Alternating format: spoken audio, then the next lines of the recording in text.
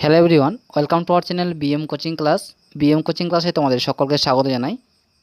আগামী পরীক্ষাগুলোকে মাথায় রেখে শুরু করছি আজ থেকে গুরুত্বপূর্ণ প্রশ্নগুলো নিয়ে। দেখো, প্রথম প্রশ্নে বলা হয়েছে ভূমিকম্পের অধ্যয়নকে কি বলা হয়। সঠিক উত্তরটি হয়ে যাচ্ছে ভূমিকম্পের অধ্যয়নকে বলা হয় সিসমোলজি। অপশন এ হয়ে যাচ্ছে সঠিক উত্তর। ভূমিকম্পের অধ্যয়নকে বলা হয় সিসমোলজি। 2 নম্বর প্রশ্ন, আধুনিক অলিম্পিক গেমস কবে শুরু হয়েছিল। উত্তরটি হয়ে যাচ্ছে আধুনিক অলিম্পিক গেমস শুরু হয়েছিল 1896 সালে। অপশন বি হয়ে যাচ্ছে সঠিক উত্তর। 1896 সালে অলিম্পিক গেমস শুরু হয়েছিল।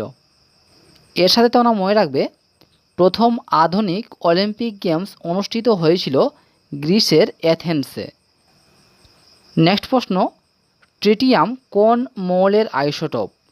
সঠিক উত্তরটি হয়ে যাবে ট্রিটিয়াম, এটি হাইড্রোজেনের আইসোটোপ। অপশন এ হয়ে যাচ্ছে সঠিক উত্তর, হাইড্রোজেনের আইসোটোপ। 4 নম্বর দেখব, উত্তরপথ স্বামী উপাধি কার। উত্তরটি হয়ে যাচ্ছে উত্তরপথ স্বামী উপাধি হয়ে যাবে ধর্মপালের। অপশন ডি হয়ে যাচ্ছে সঠিক উত্তর, ধর্মপাল। এর সাথে মনে রাখবে উত্তরপথ শব্দের অর্থ হয়ে যাবে পথের প্রভু। ঠিক আছে, উত্তরপথ স্বামী শব্দের অর্থ হয়ে যাবে পথের প্রভু। 5 নম্বর প্রশ্ন, কোন নদীকে দক্ষিণ ভারতের গঙ্গা বলা হয়। অপশানগুলো কী কী রয়েছে, কৃষ্ণা, কাবেরী, গোদাবরী নাকি নর্মদা নদীকে। সঠিক উত্তরটি হয়ে যাচ্ছে গোদাবরী নদীকে দক্ষিণ ভারতের গঙ্গা বলা হয়। অপশান সি হয়ে যাচ্ছে সঠিক উত্তর। 6 নম্বর প্রশ্ন, সবচেয়ে বড় লসিকা গ্রন্থি কোনটি। সঠিক উত্তরটি হয়ে যাচ্ছে সবচেয়ে বড় লসিকা গ্রন্থটি হয়ে যাবে প্লীহা। অপশন এ হয়ে যাচ্ছে সঠিক উত্তর, প্লীহা। 7 নম্বর দেখব, ভারতের সুপ্রিম কোর্টের বিচারপতির সংখ্যা বৃদ্ধি করতে পারেন কে। অপশানগুলো দেখে নাও, রাষ্ট্রপতি, প্রধান বিচারপতি, সংসদ নাকি প্রধানমন্ত্রী। সঠিক উত্তরটি হয়ে যাচ্ছে ভারতের সুপ্রিম কোর্টের বিচারপতির সংখ্যা বৃদ্ধি করতে পারেন একমাত্র সংসদ। অপশন সি হয়ে যাচ্ছে সঠিক উত্তর, সংসদ। এর সাথে মনে রাখবে সংবিধানের 124 নং অনুচ্ছেদে বলা হয়েছে যে সংসদ যদি আইন প্রণয়ন করে তবে বিচারপতির সংখ্যা বৃদ্ধি করা যেতে পারে। বর্তমানে প্রধান বিচারপতি সহ মোট 34 জন বিচারপতি রয়েছেন। ক্রায়োলাইট কোন ধাতুর আকরিক। সঠিক উত্তরটি হয়ে যাচ্ছে ক্রায়োলাইট, এটি অ্যালুমিনিয়াম ধাতুটির আকরিক। অপশন সি হয়ে যাচ্ছে সঠিক উত্তর। 9 নম্বর প্রশ্ন, থাইমাস গ্রন্থি থেকে নিঃসৃত হরমোন কোনটি। উত্তরটি হয়ে যাচ্ছে থাইমোসিন। অপশন সি হয়ে যাচ্ছে সঠিক উত্তর, থাইমোসিন।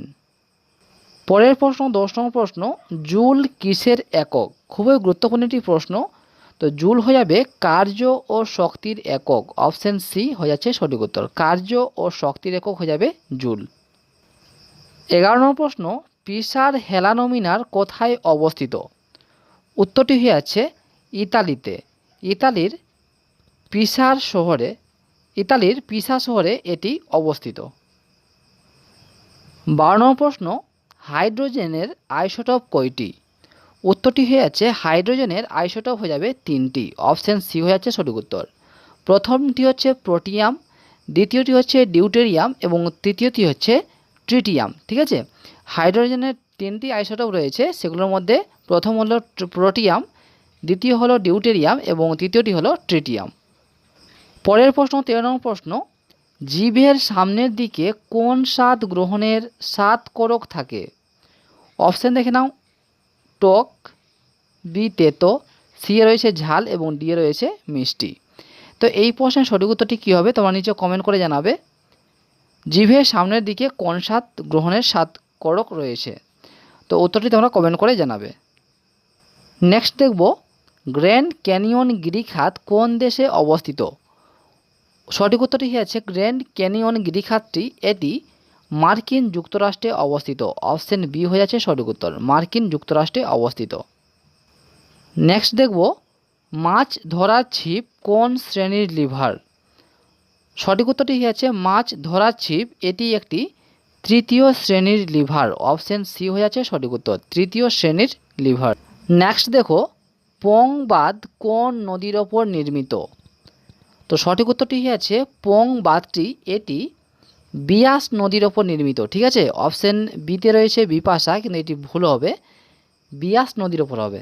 বিয়াস নদীটি বা পোং বাঁধটি এটি হিমাচল প্রদেশের কাংড়া জেলায় অবস্থিত।